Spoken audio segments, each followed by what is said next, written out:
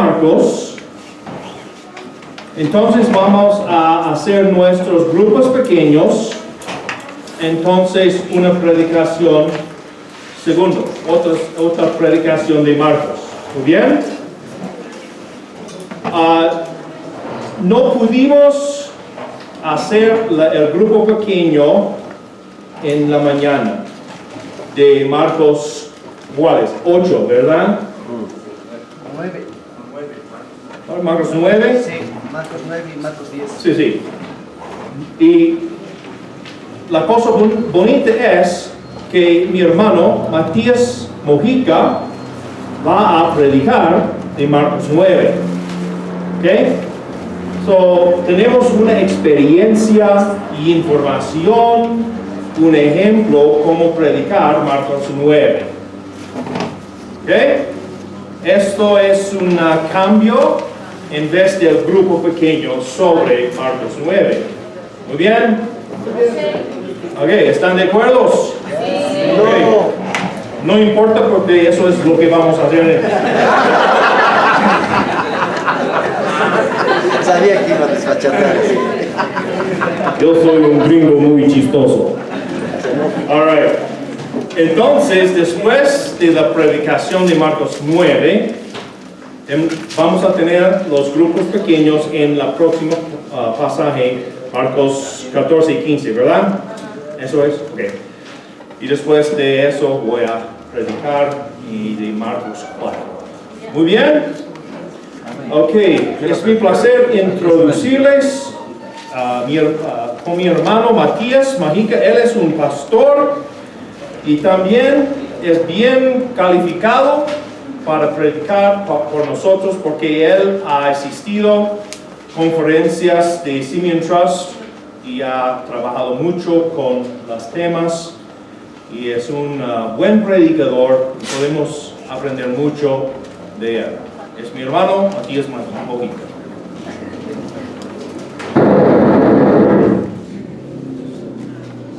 Bien, buenas noches, buenas tardes, ¿no? Casi noche. Van a disculpar, yo solamente no me he visto así para predicar, pero no tenía planeado yo predicar hoy, pero para mí es un privilegio, hermano, estar aquí. Realmente ha sido muy bueno poder conocer a algunos de ustedes y tener la hospitalidad de la iglesia aquí, también del pastor. Entonces, como decía el pastor, gracias hermano, como decía el pastor, sí, el propósito de este mensaje esta tarde es para que me puedan criticar y hacer preguntas, ¿no? De cómo encuentro o cómo llego a la estructura, a los puntos de este mensaje. Entonces, antes de ir más allá, quisiera que me acompañen en oración. Vamos a orar y pedir que Dios bendiga su palabra. Señor, te damos gracias en esta noche, Señor, por el privilegio que tenemos de estar aquí delante de ti, Señor, para poder abrir tu palabra, Señor, aprender de ella. Señor, ayúdame, te ruego a mí a poder ser un fiel expositor de tu palabra, Padre, y Señor, que tu palabra pueda ser de bendición y podamos ser obedientes a ella, Señor. En nombre de Jesús, amén. Bueno, hermano, quisiera dirigirles a Marcos. El pasaje que tenemos es Marcos capítulo 9, versículo 2 hacia el versículo 29. Marcos capítulo 9, versículos 2 al 29. Muy bien, el anterior pasaje que nosotros desarrollamos como talleres pequeños, terminamos en versículo 1. ¿Recuerdan el versículo 1?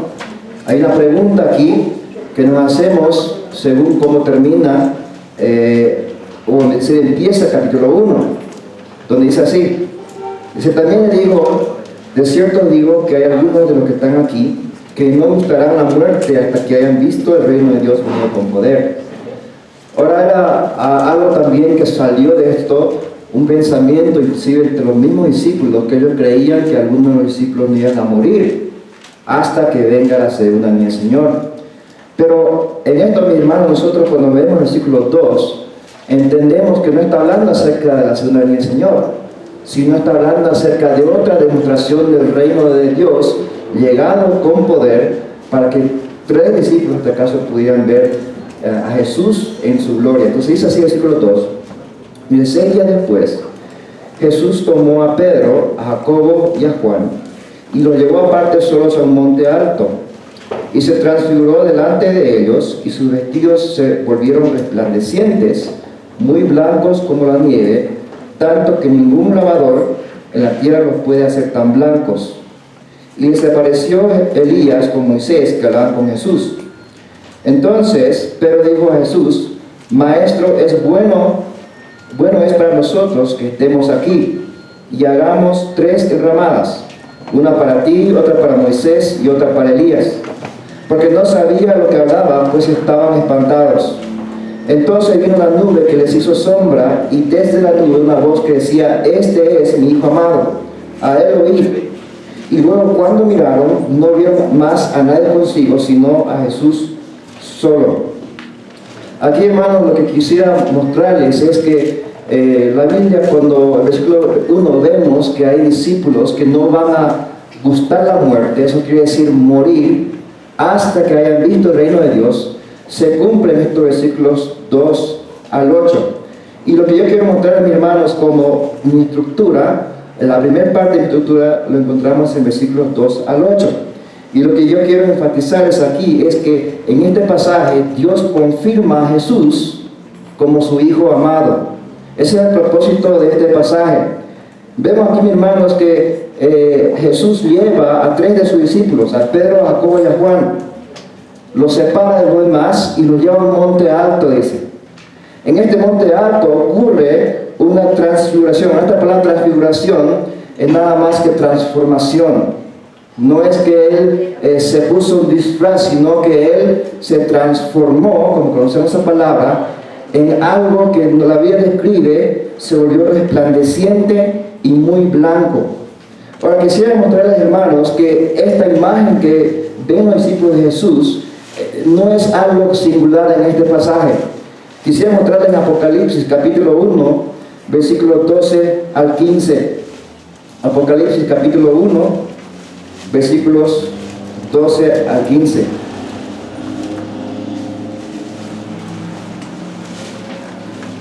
En este pasaje de Apocalipsis, Juan tiene una visión de los cielos, del reino de Dios. Y en esta visión del reino de Dios, empezamos leyendo el versículo 12, donde dice así. Apocalipsis capítulo 1, versículo 12 a 15. Dice Juan: y me volví para ver la voz que hablaba conmigo, y vuelto vi 7 candeleros de oro, y en medio de los 7 candeleros a uno semejante al Hijo del Hombre. Y este Hijo del Hombre, dice, estaba vestido de una ropa que llegaba hasta los pies, y ceñido por el pecho con un cinto de oro. Su cabeza y sus cabellos eran blancos como blanca lana, como nieve, sus ojos como llamas de fuego, y sus pies semejantes al bronce, bruñido, refulgente como en un horno, y su voz como estruendo de muchas aguas. Esto dice Apocalipsis capítulo 1, versículo 12 al 15. Y aquí, hermano, lo que vemos es que Jesús, el Señor Jesús, se muestra en su estado de gloria. Y los discípulos ven a Jesús como si Él estuviera en su condición cuando Él está en el reino de su Padre, en el reino de Dios. Dice aquí, más adelante, que Pedro y los demás discípulos están asombrados de esta revelación que ven, porque no solamente está Jesús, pero aparece Elías y Moisés. Entonces Pedro hace algo que nosotros también quizás hubiésemos hecho, y dice que él dice al Señor: oh, Maestro, bueno es para nosotros que estemos aquí y hagamos 3 enramadas, una para ti, otra para Moisés y otra para Elías. Y dice el versículo 6: porque no sabía lo que hablaba, pues estaban espantados. Una enramada era una cobertija de ramas, y el pensamiento que tiene Pedro es: wow, es hermoso, es lindo estar aquí, y nos podemos quedar unos días aquí, ¿verdad? Exacto, como unos pawichis. Y lo dice eso no entendiendo realmente lo que estaba aconteciendo. Y quizás inclusive en la mente de Pedro, él estaba poniendo al mismo nivel a Jesús con Moisés y Elías. Entonces en ese momento el Señor, el Padre, quita a ellos, y solamente teniendo a Jesús, Él pronuncia estas palabras. Dice, este es mi hijo amado. Este es mi hijo amado. Ahora quiero contar a mis hermanos que en Marcos no es la única instancia en la cual habla acerca de Jesús como el Hijo de Dios. Podemos nosotros ver en Marcos capítulo 1, versículo 1. Marcos capítulo 1, versículo 1. Dice, principio del Evangelio de Jesucristo, ese es Jesús, dice, Hijo de Dios. Si saltamos, hermanos, al versículo 11, dice, y vino una voz de los cielos que decía, estamos a Jesús en el Jordán, dice, tú eres mi Hijo amado, en ti tengo complacencia. Y ahora, hermanos, podemos saltar a Marcos capítulo 15, versículo 39. Estamos ya al final de la vida de Jesús, al final del libro de Marcos, y encontramos a un centurión que está viendo la crucifixión, viendo cómo Jesús acaba de morir, y después de que el velo del templo se rasga en dos, dice, y hubo un terremoto, él estaba frente a él, es decir, Jesús, y dice, viendo que después de clamar había expirado así, dice, verdaderamente este hombre era Hijo de Dios. Entonces, hermanos, aquí no solamente vemos en todo el libro de Marcos que hay hombres, y Marco también que les dice Jesús es el Hijo de Dios, pero aquí también tenemos un testimonio de Dios el Padre. Dios el Padre que dice, este es mi Hijo amado. Entonces, hermanos, podemos nosotros concluir que Dios confirma a Jesús como su Hijo amado. También, hermanos, hay algo que podemos ver aquí. Como Hijo de Dios, también a él le pertenece el reino de Dios. Vamos a Hechos capítulo 7, versículo 56. Hechos capítulo 7, versículo 56.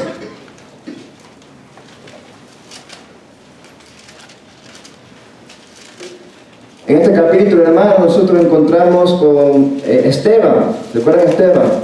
Esteban era el primer mártir, podemos decir, de la fe. Y él se encuentra enemigo de Pablo. Y cuando él está a punto de morir, dice, hay una visión que él tiene. Y el versículo 55 dice que él estaba lleno del Espíritu Santo y dice, puestos los ojos en el cielo, vio la gloria de Dios y a Jesús que estaba a la diestra de Dios. Y fíjense lo que dice, he aquí veo los cielos abiertos y al Hijo del Hombre que está a la diestra de Dios. ¿Dónde está Dios? En su gloria, es el reino de Dios. ¿Y dónde ve Esteban a Jesús? También llamado como el hombre en el reino de Dios, a la diestra de Dios. Entonces, no solamente vemos, hermanos, que Dios confirma a Jesús como su Hijo amado, y que, sí, pero también vemos que a él pertenece también el reino de Dios. Volvamos a Marcos, capítulo 14, versículo 62. Marcos, capítulo 14, versículo 62. Y aquí Jesús está hablando. Y fíjense lo que dice Jesús. Dice, y Jesús le dijo, yo soy. Y veréis al Hijo del Hombre sentado a la diestra del poder de Dios y viniendo en las nubes del cielo. Entonces, hermanos, queridos hermanos, hermanas, a Jesús, este hombre Jesús, no es un hombre cualquiera, sino Él es el Hijo de Dios. Y como Hijo de Dios, su lugar es en el reino de Dios, a la diestra de Dios. Entonces, cuando los discípulos están viendo esta imagen, no imagen, pero ven a Jesús transformado en su gloria, hablando con estos demás, a Moisés y Elías, ellos ven a Jesús como en su reino de Dios. Y algo curioso, hermano, también, al ver eso de que Jesús está con Moisés y Elías, están hablando, dice, ¿no? Y quizás usted no se ha preguntado de qué hablaban. ¿Le gustaría saber de qué hablaban? A mí me gustaría saber de qué hablaban.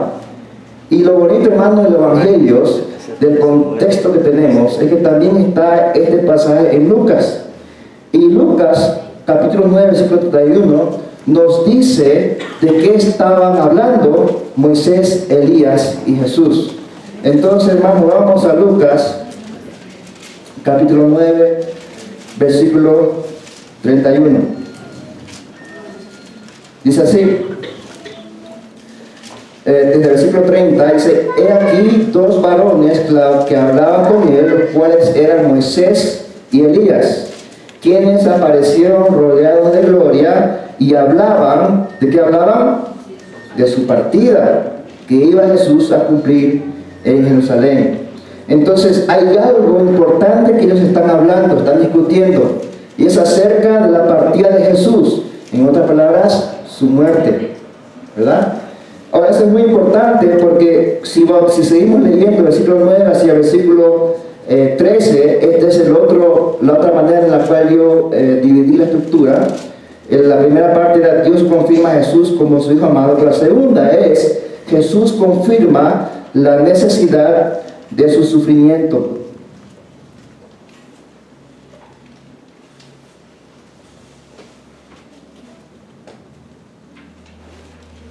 Bien, Jesús confirma la necesidad de su sufrimiento. Y vamos a ver lo que dice aquí. Dice, descendiendo ellos del monte, le mandó a que a nadie dijesen lo que habían visto, sino cuando el Hijo del Hombre hubiese resucitado a los muertos. Y guardaron la palabra entre sí, discutiendo qué sería aquello de resucitar a los muertos. Y le preguntaban diciendo, ¿por qué dicen los escribas que es necesario que Elías venga primero? Respondiendo él les dijo, Elías a la verdad vendrá primero y restaurará todas las cosas. Y como está escrito del Hijo del Hombre, que padezca mucho y sea detenido en nada.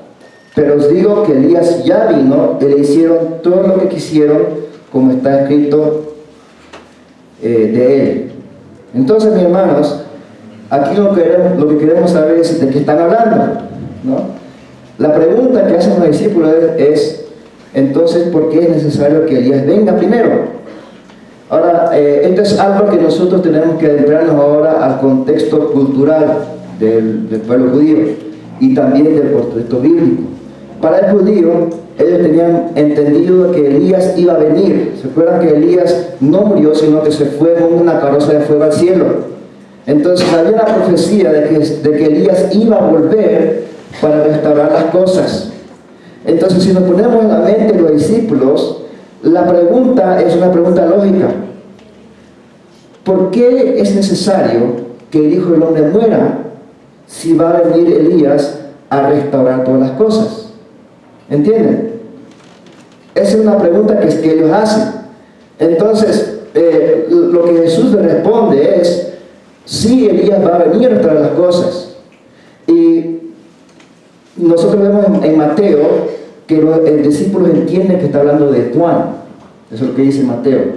Dice, los discípulos entendieron que estaba hablando de Juan. Porque él dice, de cierto digo que Elías ya vino y no le hicieron caso, ¿verdad? Pero hermanos, lo que aquí está escapando a la mente de estos discípulos y muchos de los judíos era por qué era necesario que el Hijo del Hombre sufriera. Y quisiera mostrarles, mis hermanos, en Salmos capítulo 22, versículo 6. Salmos capítulo 22, versículo 6.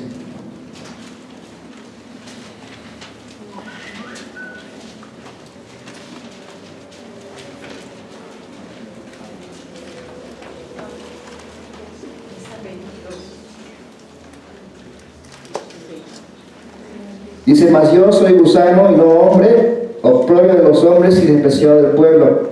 Todos los que me ven me escarnecen, estiran la boca, menean la cabeza diciendo, se encomendó a Jehová, libre de él, sálvele, puesto que en él se complacía.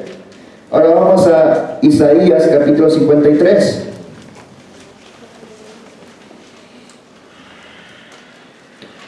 Este capítulo de Salmos es la primera instancia que nosotros vemos en el Antiguo Testamento en la cual Dios, podemos decir, revela el plan completo de Dios. Y fíjense lo que dice Isaías capítulo 53. Recuerden, hermanos, que estos discípulos, estos judíos, tienen esta palabra, tienen los salmos, tienen Isaías. Y quisiera empezar a leer desde el versículo 4. Dice, ciertamente llevó él nuestras enfermedades y sufrió nuestros dolores. Y nosotros estuvimos por azotados, por herido de Dios y abatido. Mas él herido fue por nuestras rebeliones, molido por nuestros pecados. El castigo de nuestra paz fue sobre él, y por su llaga fuimos nosotros curados. Versículo 7. Angustiado él y afligido, no abrió su boca. Como cordero fue llevado al matadero, y como oveja delante de sus trasquiladores, enmudeció y no abrió su boca. Por cárcel y por juicio fue quitado, y su generación, ¿quién la contará? Porque fue cortado de la tierra de los vivientes, y por la rebelión de mi pueblo fue herido. Versículo 10, con todo eso Jehová quiso quebrantarlo, sujetándole al padecimiento, cuando haya puesto su vida en expiación. ¿Por qué? ¿Por qué murió? ¿Por qué sufrió? Por el pecado. Verá linaje y vivirá largos días, y la voluntad de Jehová será su mano prosperada. Verá el fruto de la aflicción de su alma y quedará satisfecho, y por su conocimiento justificará a mi siervo a muchos. Entonces este es el plan de Dios. Este es el plan de Dios, pero hermanos, los discípulos no comprenden todavía eso. No creen que es necesario que el Hijo del Hombre tenga que sufrir. Para ellos, si Elías va a restaurar las cosas, entonces no hay necesidad que el Hijo del Hombre sufra. Pero eso no es lo que dice la Biblia, hermanos. Y seguimos, hermanos, leyendo el versículo 14 hacia el versículo 29. Y la razón, hermanos, por la cual tengo esto junto, es porque todo, recuerden que ellos van a un monte, y están en el monte, ocurre la transfiguración, y están bajando. Y la pregunta, la aplicación que quisiera hacer es esto, mis hermanos. ¿No le gustaría a usted vivir siempre en la montaña, en el monte? Qué lindo sería poder quedarse en el campamento. Yo recuerdo, hermanos, cuando era joven, me encantaban los campamentos. Y no me gustaba el último día. ¿Por qué? Porque era de volver otra vez a la vida normal, ¿verdad? Qué lindo es estar en un campamento, qué lindo es estar en la iglesia de Dios, en el templo de Dios, alabar, y qué lindo sería quedarnos siempre ahí, en la presencia de Dios, ¿verdad? Y eso es un poco, hermanos, el razonamiento que tiene Pedro. Qué lindo es estar aquí en el monte. Es más, hagamos una derramada y quedémonos aquí, porque es hermoso estar aquí, en tu presencia, y aquí, todo glorioso en el reino de Dios. Amén, eso es lo que dice. Pero hermanos, nosotros llegamos al domingo, y después domingo viene lunes. ¡Ay, lunes! Y llegamos a viernes, y ya estamos pensando ya en el fin de semana, y ya viene el domingo otra vez lunes.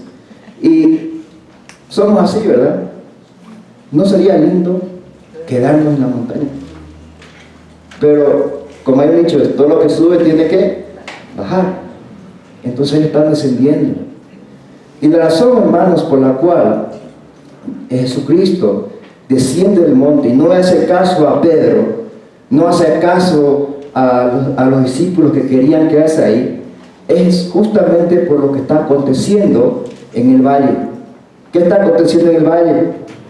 Fíjense el versículo 14. Dice, cuando llegó a donde estaban los discípulos, vio una gran multitud alrededor de ellos, y escribas que disputaban con ellos. Y enseguida toda la gente, viéndole, se asombró, y corriendo a él le saludaron. Y él les preguntó, ¿qué disputáis con ellos? Y respondiendo uno de la multitud dijo, Maestro, traje a ti mi hijo, que tiene un espíritu mudo, el cual donde quiera que le toma, le sacude y echa sus comarajos y cruje los dientes y se va secando. Y diga a tus discípulos que lo echasen fuera, y no pudieron.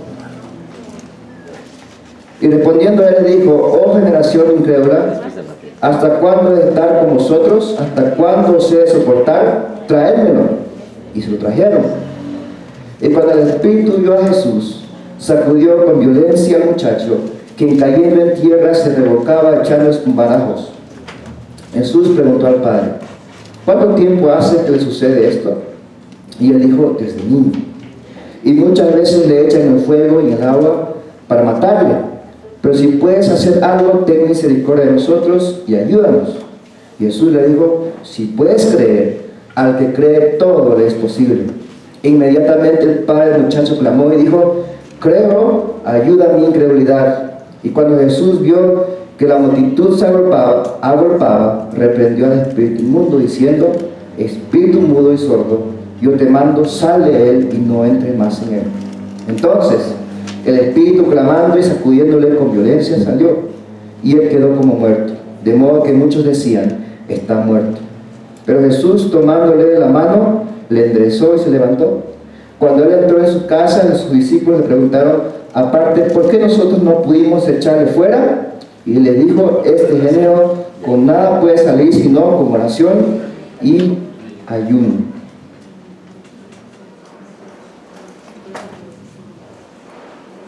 Bien. Hay tres cosas, hermanos, que van a culpar, quiero dejarles en el segunda parte, y son estas tres cosas que Jesús les responde cuando habla acerca de Elías. Uno, dice Elías ya vino en Juan el Bautista. Número dos, es necesario que Jesús sufra. Y número tres, este es el plan de Dios para restaurar todas las cosas. No Elías, sino Jesús. Entonces, aquí, hermanos, vemos que cuando ellos bajan del monte, el diablo no descansa. El diablo no espera hasta que Jesús termine de hacer lo que está haciendo, sino que estando ya en el monte de la transfiguración, el diablo aprovecha para continuar haciendo su destrucción. Hermanos, el diablo no descansa, pero vemos aquí que hay un joven, un muchacho que está poseído por un demonio, y dice que es mudo y es sordo. Entonces, la disputa que había es que los discípulos no podían sacar a este demonio. Entonces Cristo viene, reprende a este demonio y clamando, dice, sale con violencia. La forma en la cual yo estructuré este pasaje, mis hermanos, es, y quiero volver a resumir, número 1, versículos 2 al 8, en ella vemos que Dios confirma a Jesús como su Hijo amado. Número 2, versículos 9 al 13, Jesús confirma a los discípulos y a nosotros que es necesario su sufrimiento para poder restaurar todas las cosas. Y número 3, Cristo evidencia su deidad. Cristo da pruebas de que Él es Dios al tener poder y autoridad sobre el diablo. Entonces, hermanos, nosotros vemos aquí a Jesús que está en el valle. ¿Estamos dispuestos? Bien. Ok, vamos a compartir el uno con el otro la estructura de Marcos 14. ¿Cuántos? 20. 51, 72. Ok. Solamente los números de versículos. ¿Bien? Sin título o descripción para entender la estructura. ¿Ok? Matito, ¿puede darle el micrófono? Este hombre.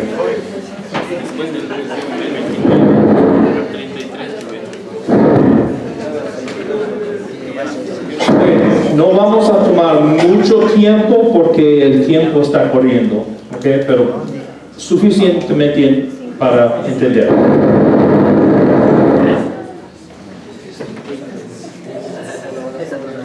Hay otro. Uno solo, no para la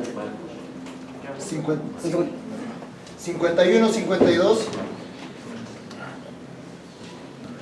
53, 61, 62 solo, 63, 65, 66, 72.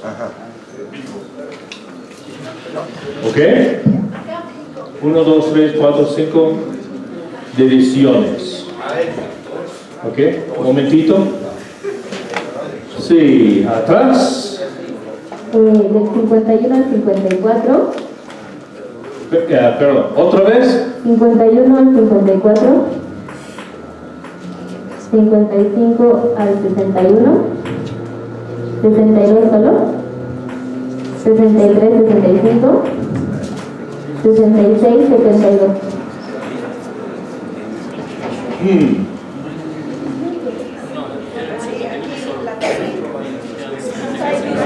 ¿Solo? ¿Así es? ¿Ok? Muy parecido. Un más. Aquí, este orden.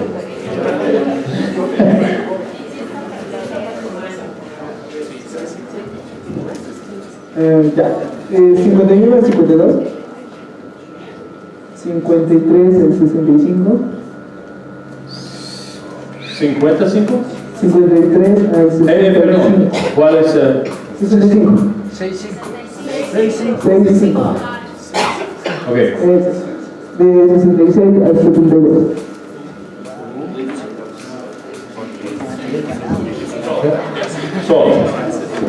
Ok, muy bien. Estos son muy parecidos. Eso no tanto, pero es más largo las secciones. Pero está bien. Con esta estructura, ¿qué tienes para un énfasis?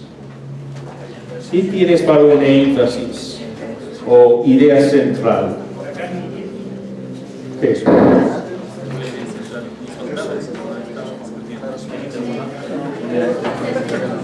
Ok, ¿escuchan? Ya.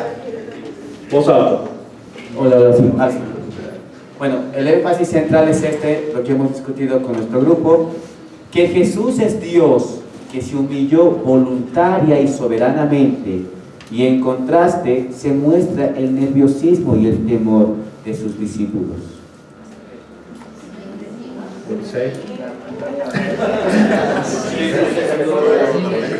¿Otra vez?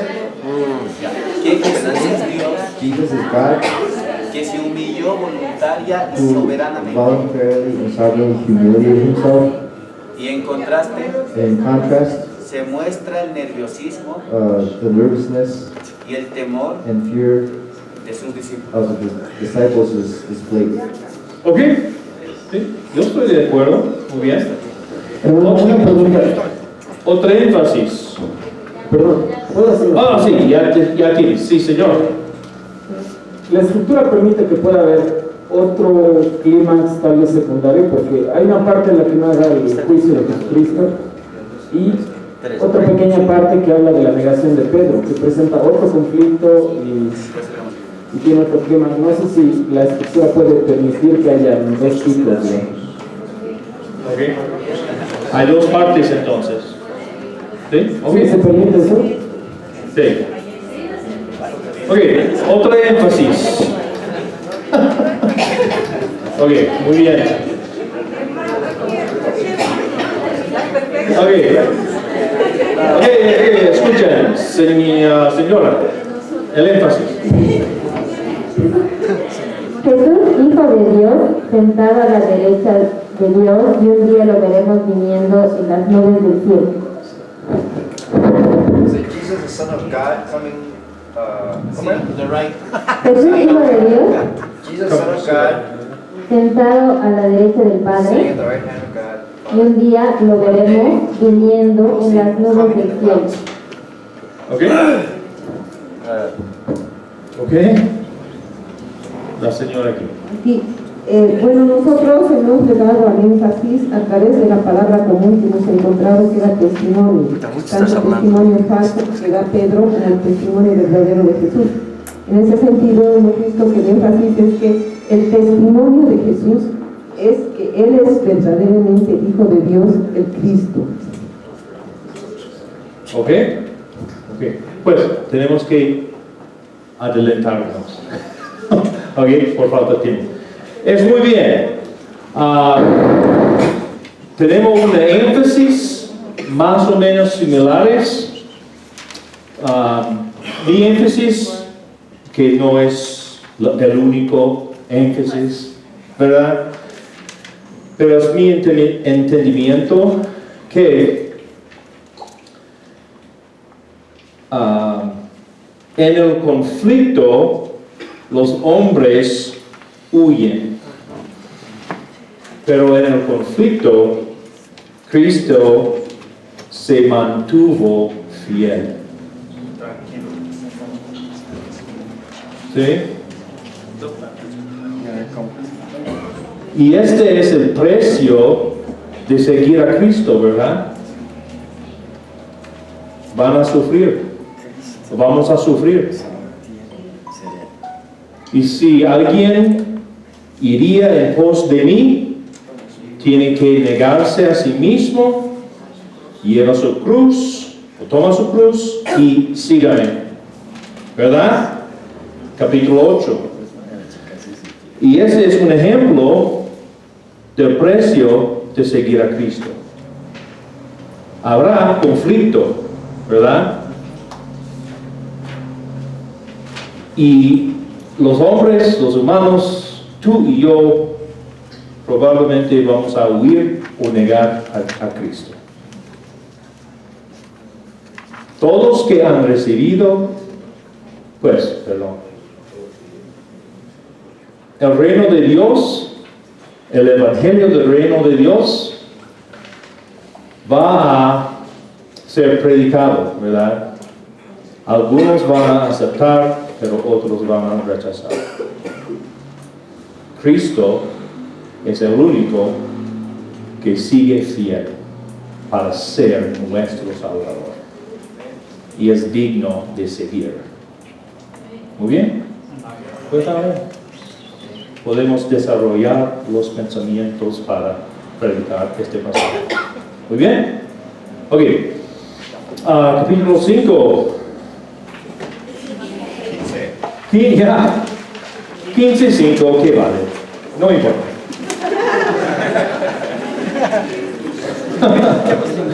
Sí. 15. ¿Cuáles versículos? 21 al 29.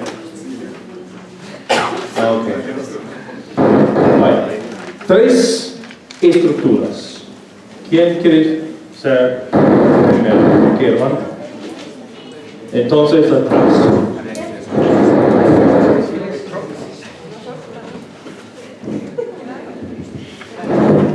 Primeras estructuras. La primera parte es del versículo 21 al versículo 22. La segunda parte es del versículo 23 al versículo 37. 37. Sí. La tercera parte es versículo 38 al versículo 39. 39. ¿Eh? Ok. Otra estructura. Las mujeres están dispuestas. Entonces el hombre aquí a mi izquierda. Okay. ¿Quién va? ¿Ok? Del 21 al 26. 26. Sí. Del 27 al 32. Del 33 al 37. Y del 38 al 39. ¿Ok? Sí, señor. Primero el 21, solito, luego el 22 al 32, luego del 33 al 34 y al final 35 al 39. Nosotros tenemos otro, por favor. 21 al 23. 24 al 33. 33. 33. 34 solo. 35 al 37. 38 al 39. Sí, muy bien. Ok. También son más o menos parecidos, ¿verdad? Mira, la primera parte, segundo,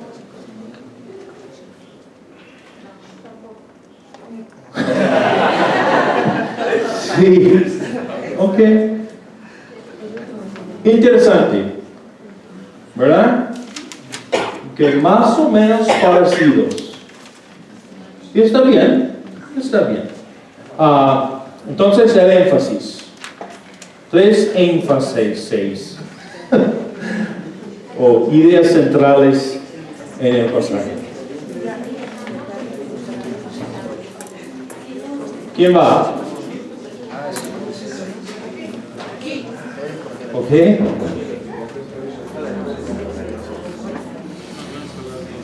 El énfasis sería tal vez el último versículo, ¿no? Verdaderamente tú eres el Hijo de Cristo. O el Hijo de Dios. ¿No? El último versículo. Este era el Hijo de Dios. El Cristo. Sí. Hola, ahora sí. Pues, hermano, él dijo verdaderamente es el Hijo de Dios. Amén. ¿Estamos de acuerdo con eso? Me está Señora, por favor. Verdaderamente es el Hijo de Dios porque se cumplió en él las profecías. Amén. Porque cumplió las profecías. Sí. Pues es suficiente, ¿verdad? Es suficiente. ¿Qué podemos más que Jesucristo vino a sufrir y morir por nosotros? Y verdaderamente es el Hijo de Dios. Amén, amén. Pero también tenemos el precio aquí de seguir a Cristo. Miren los versículos 21 a 32. Miren algunas palabras de sufrimiento. En versículo, permíteme leerlo en español. Versículo 24. La palabra Cristo fue crucificado. Entonces, echando suertes sobre ellos para ver que se era. ¿Es humillante? ¿Humiliating? Okay. Versículo 26. El título escrito de esa causa era El Rey de los Judíos. ¿Creyeron realmente los judíos que Cristo era su rey? No. ¿Qué dijeron los judíos? Quítala. Sí. También versículo 27, crucificaron también con él a 2 ladrones. Eso es una cumplir de profecía de Isaías 53, ¿verdad? Pero fue crucificado con 2 ladrones. 29. Y los que pasaban le injuriaban, meneando la cabeza y diciendo, bah. Eso fue nuestro Señor. Se burlaron de él, se crucificaron, echaron suertes sobre su ropa, les dieron un título que ellos no querían, injuriaban de él. Versículo 31, de esta manera también los principales sacerdotes escarneciendo a él. Y el último, la última frase en versículo 32, también los que estaban crucificados con él le injuriaban. Fue injuriado por ladrones, pero él se mantuvo fiel para pagar el precio de pecado que yo necesito pagar. Él sufrió en mi lugar. Él sufrió todas las burlas, todas los rechazos por mí. ¿Por qué? Porque Él es el Hijo de Dios. Amén. Gloria a Dios. Él pagó por mis pecados. Él sufrió una separación del Padre. Dios mío, ¿por qué me has dejado? ¿Qué es la última paga del pecado? ¿Qué tipo de muerte? Muerte física, muerte espiritual. ¿Y qué es la muerte espiritual? Separación del Padre. Dios, que es vivo desde siglos antes, sin fin, ¿verdad? El precio del pecado es separación de Dios, de la vida. Y Cristo pagó completamente el precio de nuestros pecados. Pues también este es un misterio para nosotros entender, ¿verdad? En realidad no podemos comprender la profundidad de esta cosa. Cómo el Hijo se puede separarse del Padre. Pero dice así. Y podemos confiar en la santa palabra de Dios, en el soberano de Dios,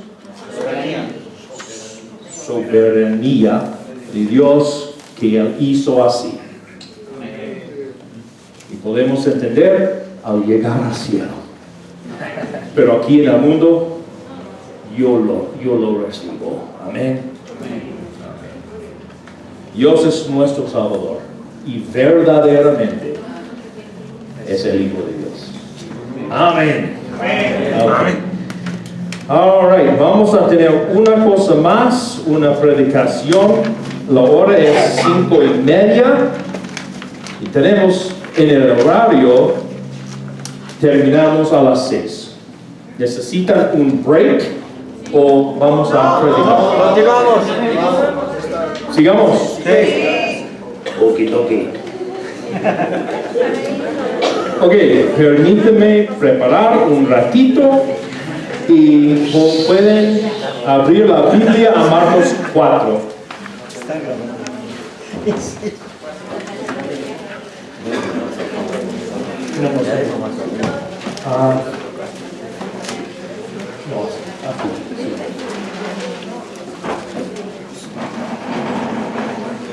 La parábola de Samaria.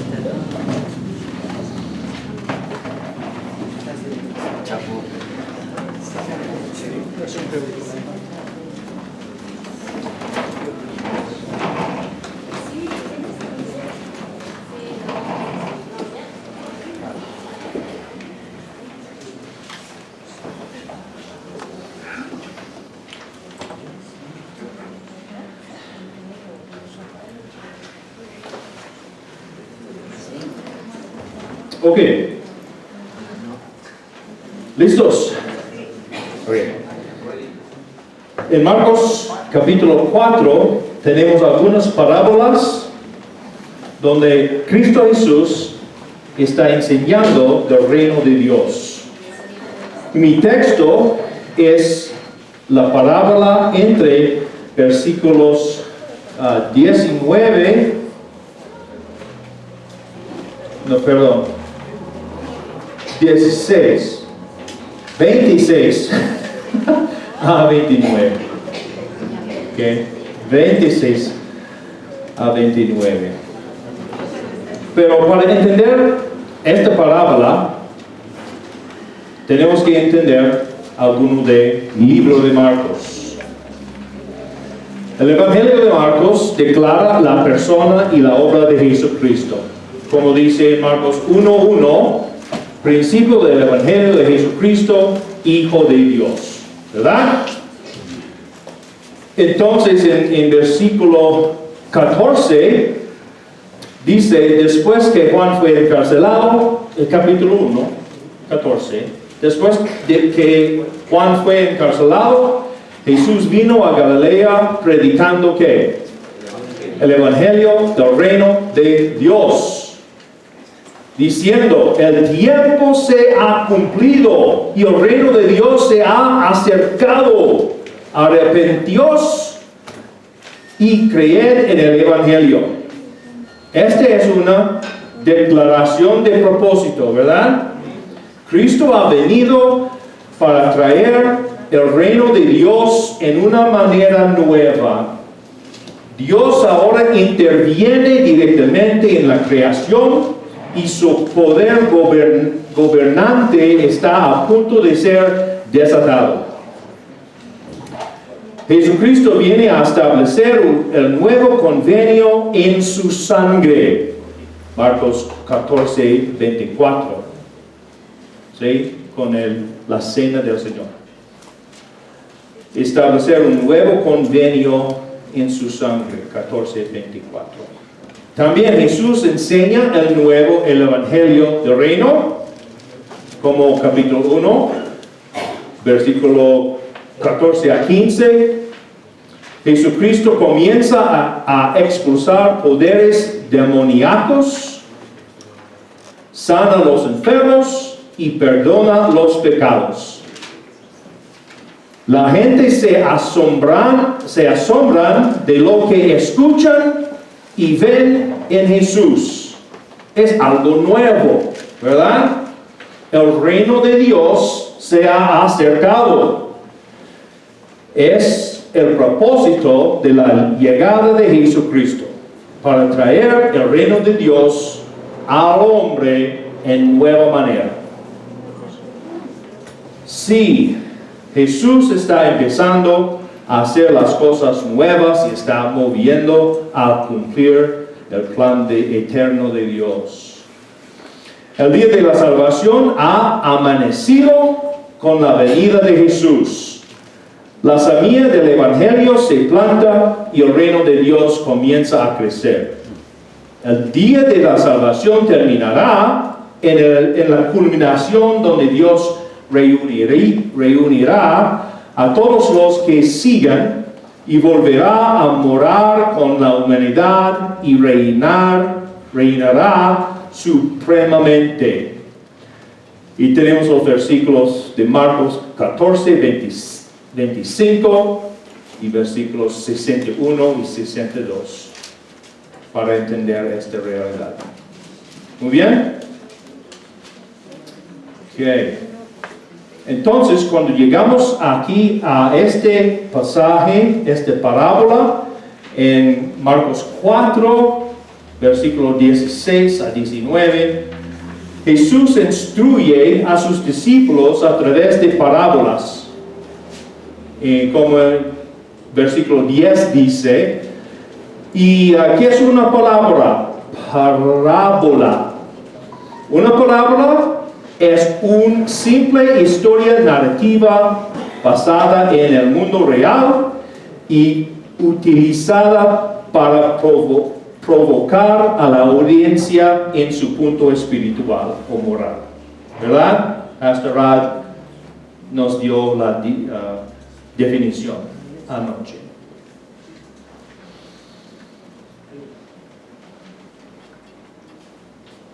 Y en Marcos 4, 10, Cristo anuncia el propósito para usar parábolas. ¿Por qué habló en parábolas? 4:10. Cuando estuvo solo, los que estaban cerca de él, con los 12, le preguntaron sobre la parábola. Y les dijo, a vosotros, los discípulos, a vosotros os es dado saber el misterio de ¿qué? Del reino de Dios. Dios ha llegado para traer el reino de Dios. Él explica el reino de Dios en parábolas. entonces. Jesús está hablando a sus discípulos para que entiendan algunas cosas. Él quiere que sus discípulos sepan cómo crece el reino de Dios. La semilla está sembrada y Dios le da vida. También los discípulos serán enviadores a sembrar. En Marcos 6, 7 a 13. Ellos van a sembrar. Marcos 6, 7 a 13. También Él quiere que los discípulos sepan que no se desanime cuando algunos rechacen el mensaje del Evangelio. 6:11. La semilla caerá sobre suelos diferentes, como dice Marcos 4, 13 a 20. Algunos no recibirán el Evangelio. 6:11. Dios construirá su reino y cosechará una cosecha. ¿Ok? Esta es la fundación. Fundamento del parábola. Pues entendemos que la clave de la parábola podemos encontrarlo en 4:14, que la semilla sembrada es ¿qué? El Evangelio, la palabra, el mensaje del Evangelio. ¿Ok? Con este entendimiento vamos a leer nuestro texto. Marcos 4, 26. Decía además, así es el reino de Dios, como cuando un hombre echa semilla en la tierra y duerme y se levanta de noche y de día. Y la semilla brota y crece sin que él sepa cómo. Porque de suyo lleva fruto la tierra, primero hierba, luego espiga, después grano lleno en la espiga. Y cuando el fruto está maduro, enseguida se mete la haz porque la siega ha llegado. ¿Qué es el significado de esta parábola? Podemos entender algunas cosas. Número 1, la semilla o la palabra está echada, ¿verdad? La semilla está echada, versículo 26. En el futuro, Cristo encarga a sus discípulos que siembre la semilla del Evangelio, ¿verdad? Podemos entender esto en Marcos 6, 7, Marcos 13, 10 a 13 y 14, 9. ¿Okay? Entonces, los discípulos de Cristo van a sembrar. Entonces, esta parábola es para los que siguen a Cristo, tienen la responsabilidad de echar semilla, echar la palabra de Dios. Amén. Okay, la semilla está echada. Podemos entender algunas cosas debajo de este punto. Primeramente, el agricultor reconoce su trabajo y lo hace. Cumple su parte de la tarea. Él no da excusas, razones que no puede echar semilla.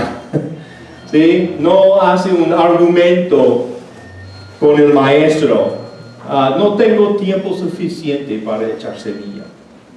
O no me siento como sembrar. ¿Verdad? El agricultor reconoce su trabajo y lo hace. También el agricultor dispersa la semilla con la esperanza de una cosecha. Un agricultor no puede esperar una cosecha a menos que él planta primero.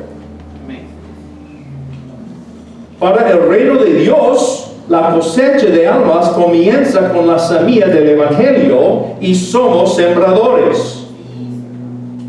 Porque somos los discípulos de Cristo, ¿verdad? Y los discípulos van a sembrar y nosotros hoy día somos discípulos y nuestra responsabilidad es sembrar. Y no podemos recibir una cosecha a menos que echamos semilla.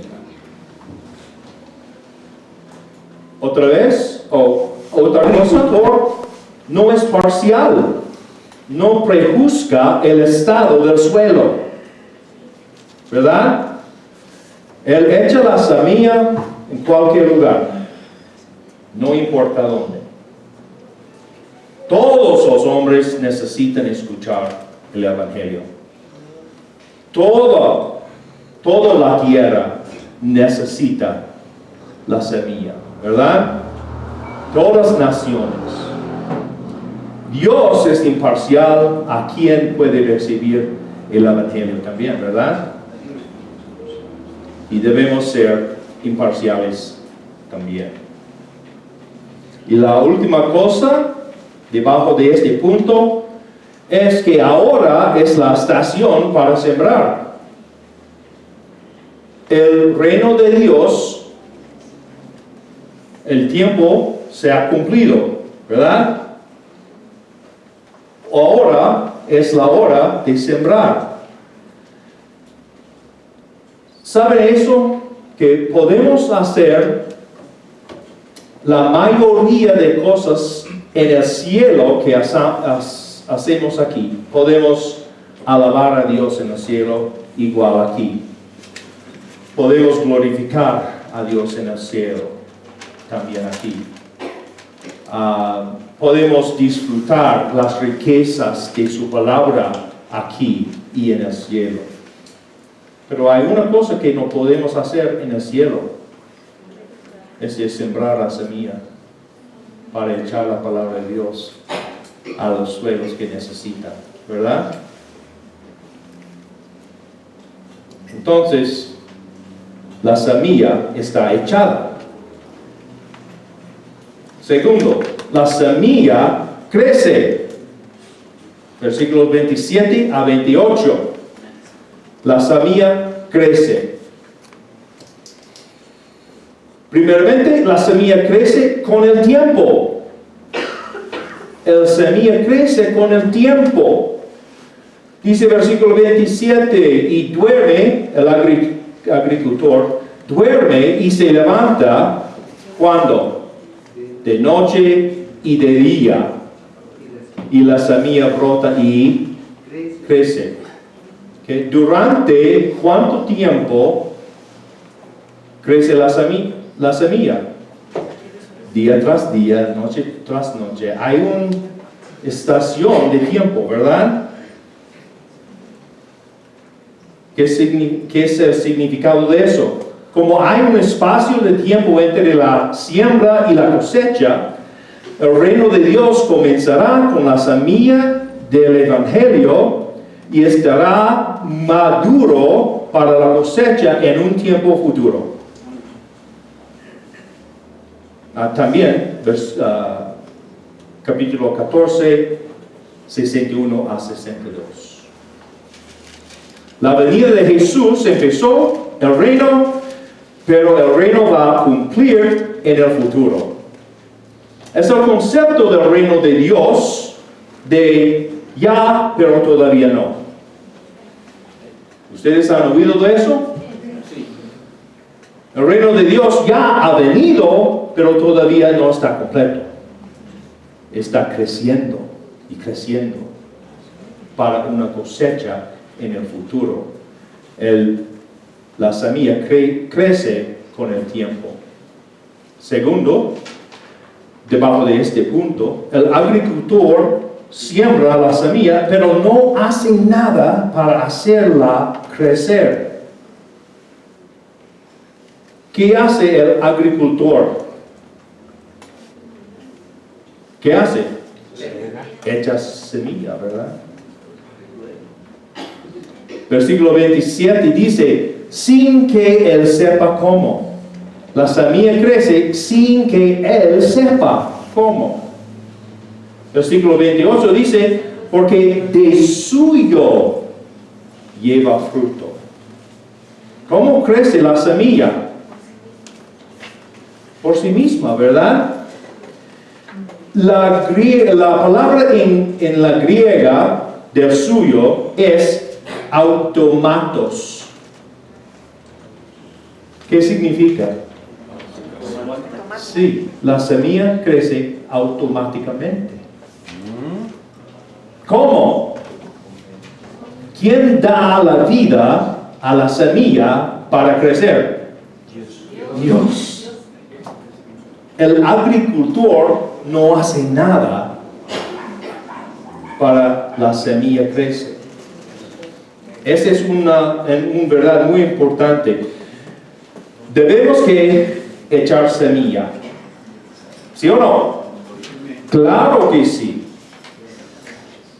Pero ¿podemos dar la vida a la semilla o a los corazones del hombre? No. ¿Quién puede hacerlo? Dios solamente. ¿Qué es nuestro empleo después de echar la semilla? ¿Qué tenemos que hacer? Vamos a dormir. ¿Por qué? Porque Dios hace lo demás. Amén. Dios es el creador. Dios es el que da toda la vida y hace crecer la semilla del evangelio. Amén y amén y amén.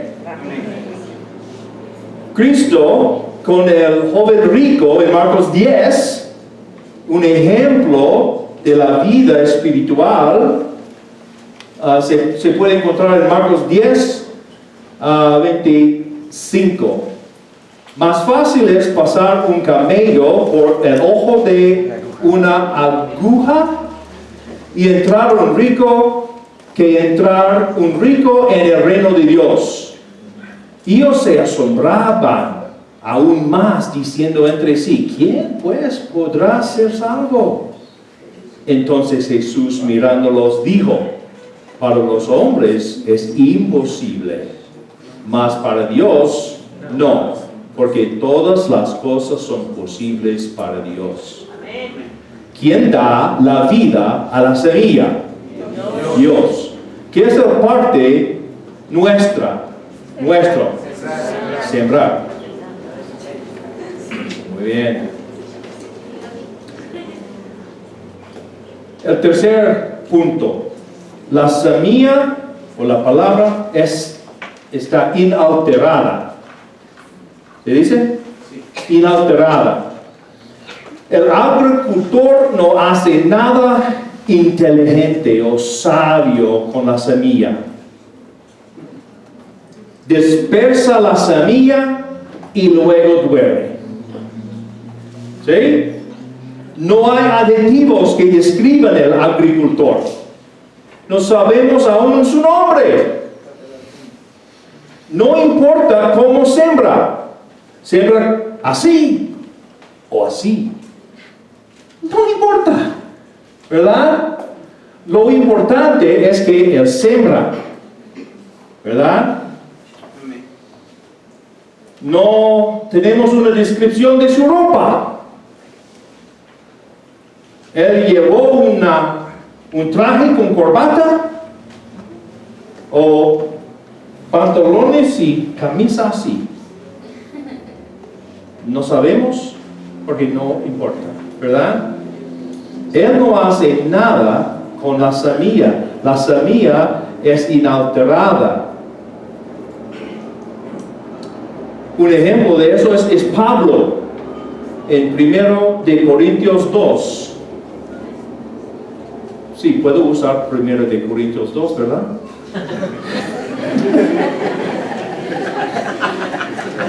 ¿O cómo es nuestro contrato aquí? Voy a usarlo. Porque la Biblia es una historia, ¿verdad? Creación, la caída, redención y la comunicación. Todo es una historia. Entonces, yo tengo licencia para usar otro libro. Pablo dice en 1 Corintios 2:1, así que, hermanos, cuando fui a vosotros para anunciaros el testimonio de Dios, no fui con excelencia de palabras o de sabiduría, pues me propuse no saber entre vosotros cosa alguno, sino a Jesucristo y a este crucificado.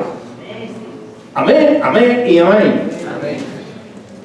Pablo no hace nada con la semilla, con la palabra. Yo vine a predicar solamente a Jesucristo y a este crucificado. Este es el poder del mensaje del reino de Dios, que el poder y la vida es de Dios. No tenemos que hacer nada con la semilla. No tenemos que alterar la palabra para hacerla más atractiva. Un hombre, Mark Dever, en los Estados Unidos dice: no fallamos a nuestro evangelismo si le decimos fielmente el evangelio y a alguien que no se ha convertido posteriormente. Pero fallamos solo si no lo hacemos fielmente decir el evangelio en absoluto. ¿Qué son los puntos hasta ahora? La semilla está echada, la semilla crece y la semilla es inalterada. 4 puntos. La semilla está cosechada. La semilla está cosechada. Versículo 29 dice: y cuando el fruto está maduro, enseguida se mete la hoz, porque la siega ha llegado. La cosecha es la cosa más importante del pasaje. Este es el énfasis. Es primaria enfoque del pasaje. ¿Por qué? El significado es que Dios recogerá fruta de la semilla. Dios va a cumplir sus propósitos. Cristo va a edificar su iglesia. Cristo va a cumplir su reino. La semilla está cosechada. Tan seguro como la cosecha llega después de la siembra, el reino de Dios seguramente vendrá. Dios reinará completamente sobre toda la tierra en su reino. En este momento vemos a Marcos 14, 61. Cristo está ante el sumo sacerdote, creo. Marcos 14, 61.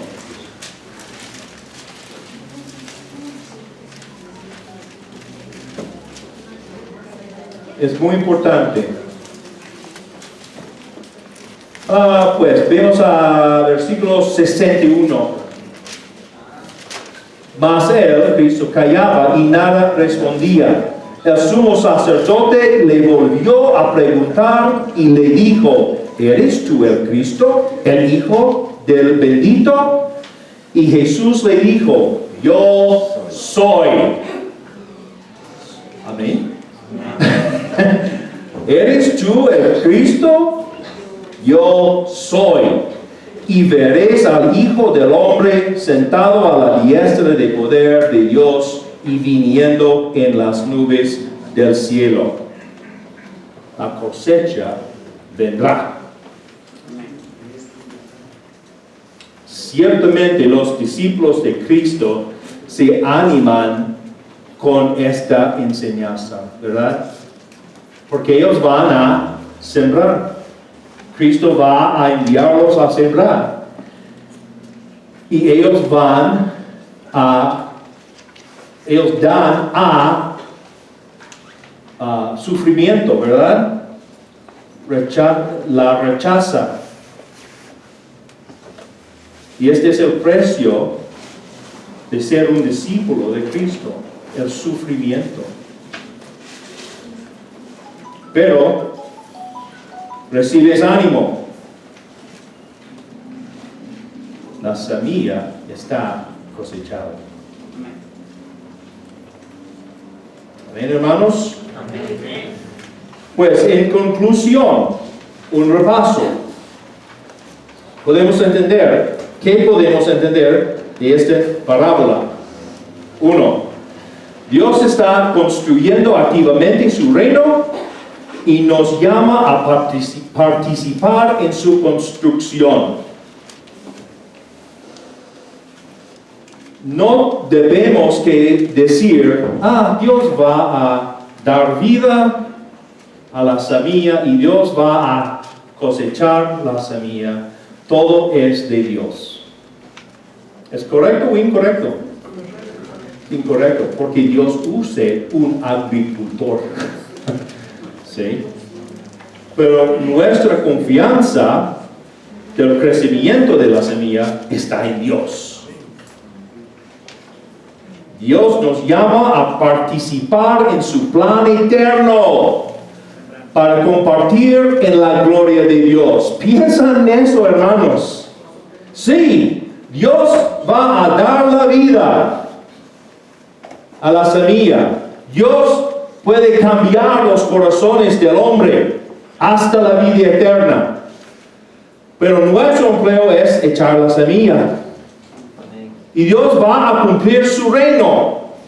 Como yo escribí la primera noche aquí. La creación, la caída, redención y ¿qué más? Restauración de su reino o la consumación.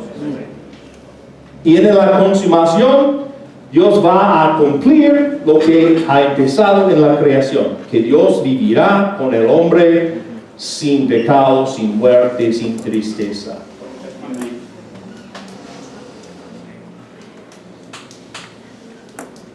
El éxito, pues, el repaso número 2. El éxito del Evangelio y el crecimiento del reino de Dios no depende del esfuerzo humano, sino del poder divino.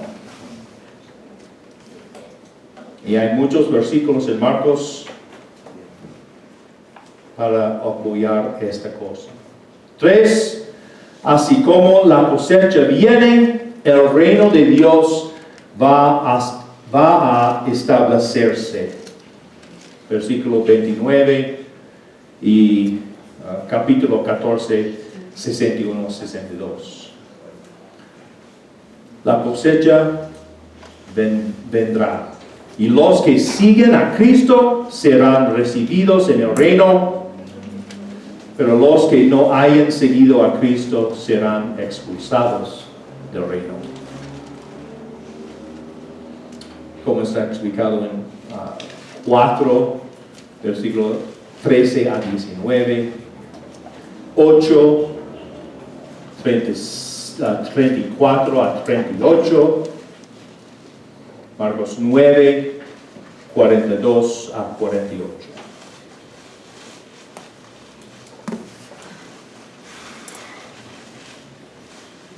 ¿Y qué es una aplicación? Reciba el Evangelio de Jesucristo. Recibe la semilla. Sea usted un suelo que recibe la semilla. Hazte un ciudadano del reino de Dios. Cristiano, a ser sembradores y confiamos en Dios para dar la vida. Y damos gracia y gloria a Dios porque Él nos ha incluido en su plan eterno para glorificarse en su reino. Amén. Amén. A Dios toda gloria. Amén.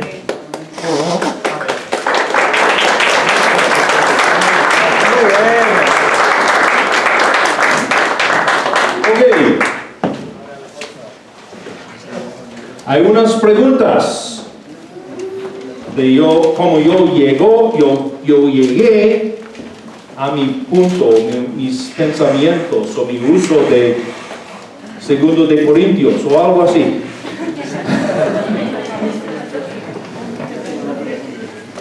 Sí, señor. ¿Por qué no ha usado el pasaje que dice yo planté, Apolo regó, pero el crecimiento lo ha dado Dios? Así que ni el que planta es algo, ni el que riega, sino que Dios que da el crecimiento. 1 Corintios 3 podría haber sido un gancho más fuerte para entender. En realidad, por falta de tiempo.